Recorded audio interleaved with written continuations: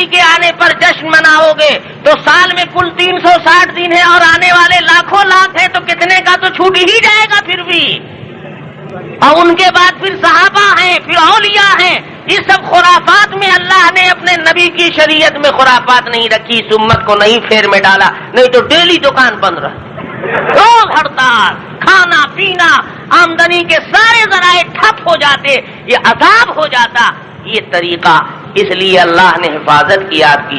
अब जो खुराफाती लोग हैं उनको बेचारे को हदीस कुरान पढ़ने गौर फिक्र करने का चांस और मौका कहाँ है।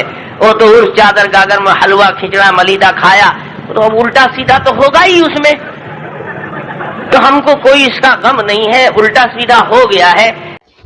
अस्सलाम वालेकुम दोस्तों, जो लोग ये कहते हैं कि उलमाए देवबंद ईद मिलादुन नबी नहीं मनाते हैं, हम लोग नबी के आने की खुशी मनाते तो है, लेकिन हमारा तरीका कुछ और है। हमारा तरीका क्या है, हम नबी के पैदाइश के जन्मदिन को कैसे मनाते हैं और कैसे मनाना चाहिए, इस वीडियो में देखिए, आपको खुद ही मालूम चल जाएगा। दोनों उलमाए देवबंद का मिलाद, और दिल पर लिखो, फैसला आप पर छोड़ता हूँ। मैंने कहा जो लाइट तूने अपनी गलियों और बाजारों और घरों में जलाई, उस लाइट में इतनी पावर नहीं है कि वो 10 फुट के फासले पर तेरी रहनुमाई कर सके। आओ हम देवबंद वाले जिस लाइट की दावत देते हैं, जिस लाइट की तरफ बुलाते हैं, उसे रब का कुरान कहते हैं, और उसमें इतनी पावर है, इतनी हाई वोल्टेज है कि मेरा ईमान है उस कुरान की लाइट मेरी दुनिया तो रोशन कर ही रही है।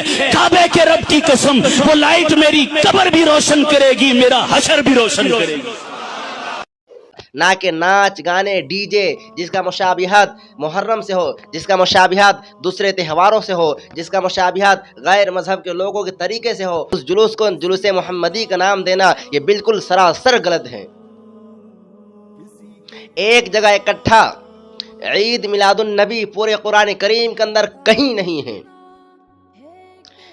ईद उल अज़हा और ईद उल फित्र, इस दोनों का तज़किरा कुरान करीम के अंदर है। और जो लोग हम लोगों को गुस्ताख रसूल मानते हैं वो लोग सुन लें, हजरत मौलाना कासिम नानवती रहमतुल्लाह अलैह जो दारुल उलूम देवबंद के बानी थे, जब हजरत मौलाना कासिम नव्वरल्लाहु मरक़दा जब हज के लिए मक्का गए थे, उसके बाद जब मदीना गए तो मदीना पहुंचने से पहले पहले अपने पैर से चप्पल को उतार लिए थे। आशिक रसूल का आलम ये था कि लोग पूछा, हजरत अभी तो हम मदीना पहुंचे भी नहीं हैं, तो आप अपने पैर से चप्पल को क्यों उतार लिए? तो सुनिए हजरत का जवाब क्या था।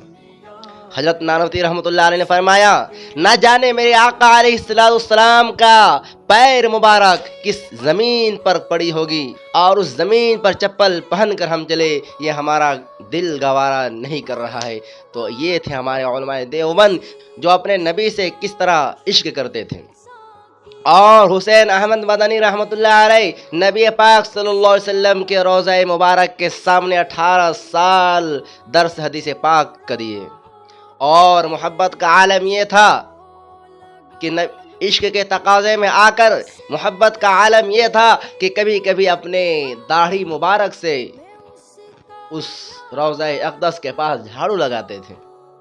इस तरह हमारे उलमाए किराम ने नबी से इश्क करके बतला दिया कि हम जो लोग उलमाए देवबंद को नबी के गुस्ताख कहते हैं, कहने से पहले ज़रा इन सब वाक़यात को पढ़ लिया कीजिए।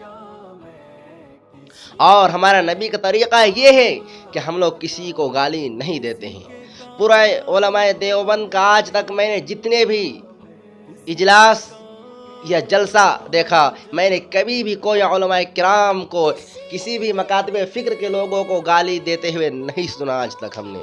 लेकिन मैंने कुछ लोगों के जलसा को सुना हूँ और देखा हूँ, गाली के अलावा कुछ नहीं आता। गाली के बिना उन लोगों का जलसा अधूरी और नामुकम्मल रहती है।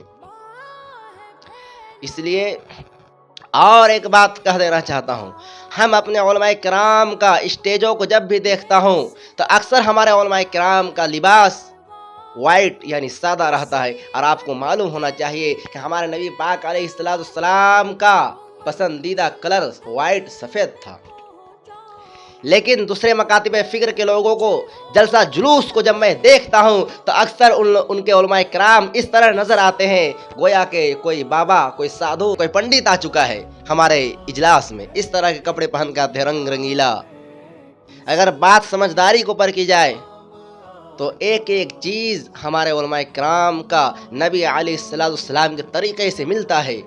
लेकिन हकीकत में देखा जाए तो जो लोग उलमाए देवबंद को गुस्ताख रसूल कहते, उनके कोई भी काम हमारे नबी अलैहिस्सलाम से मेल नहीं खाता। उन लोगों का कोई भी तरीका हमारे नबी अलैहिस्सलाम से मेल नहीं खाता। उसके बावजूद कहते हैं कि उलमाए देवबंद को, उसके बावजूद कहते हैं उलमाए देवबंद को नबी के गुस्ताख। और ये बात कैसे कहते हैं, किस बिना से कहते हैं, किस वजह से कहते हैं, ये बात अभी तक हमको समझ में नहीं आया। लेकिन खैर मेरे दोस्तों, सबका आमाल अपने साथ है। सबको इस चीज़ के लिए दुआ करना है कि अल्लाह रब्बुल इज़्ज़त जब तक ज़िंदा रखे हम लोगों को ईमान पर ज़िंदा रखे, और जब मौत आए तो ईमान पर खात्मा नसीब फरमाए। और अल्लाह रब्बुल इज़्ज़त से ये दुआ करते रहना है कि जो हक सच बरहक फ़िरक़े है उसको मेरा दिमाग में बैठा दे मेरे मौला। ये दुआ भी करना है।